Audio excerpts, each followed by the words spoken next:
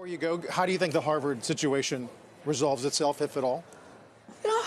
Look, I'm looking for the off-ramp here for the Trump administration. People are asking around the country, why are we better off to cut research on cancer, on Alzheimer's, on tuberculosis? You know, that's where this money goes. These are research grants, and these are research grants. They weren't given out politically. They were given out to people who are doing work that helps keep us all safer and healthier. We are not better and stronger because Donald Trump wakes up one day and decides he wants to cut that research. So I think I'm actually very proud of Harvard to stand up and say, we're not going to do that. But here's the thing. Then how should they be held accountable for failing to protect civil rights of Jewish students?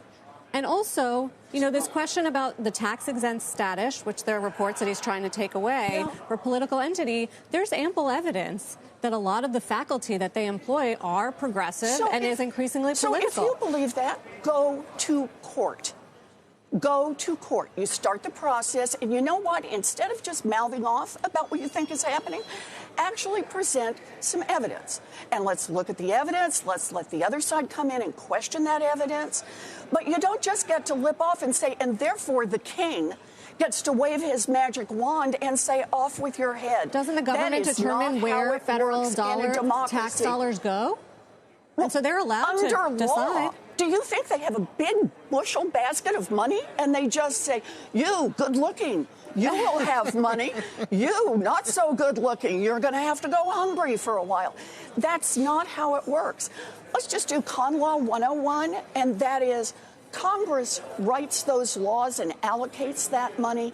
The administration's job is to enforce those laws and spend that money the way the law tells them. And if they fail to do that, Part 3 is the courts are the ones who step in and enforce the law. That's the three parts. Unless you defy or find probable cause that you've defied a judicial order. Well, that's the whole point now.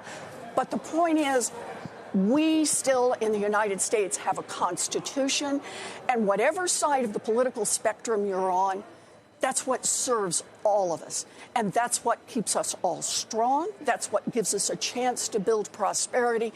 You take that away, and it may work great for a handful of billionaires, but for everybody else in this country, for every kid who needs that public school, for every senior who needs that Social Security check, for every veteran who counts on the promise that was made to him or her, you take that away, and our country is not just a little bit poorer. Our country fundamentally breaks apart. You'll have to come back. We didn't even get to DOJ. There's so many issues. I'm ready. Senator Elizabeth Warren, it's so good to have you here.